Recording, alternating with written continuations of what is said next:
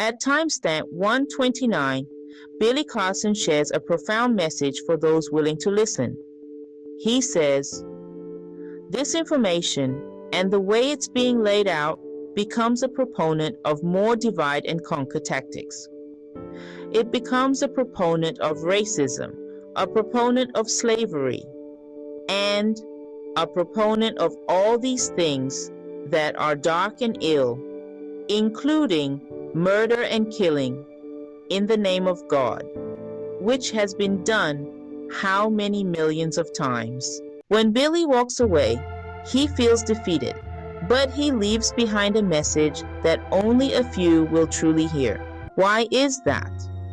Because just as a demonic spirit cloaked in the covers of religion desires, it has created the division it craves.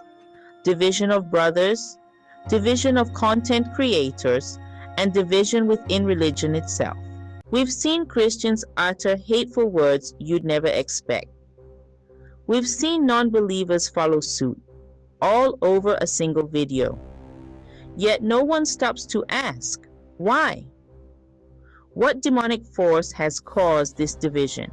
At its core, Billy's critique at timestamp 129 addresses how certain interpretations of religious texts perpetuate harmful societal issues: racism, division, slavery, and violence. These consequences are not reflective of faith's unifying power, but a distortion of it, a history of oppression masquerading as divine will.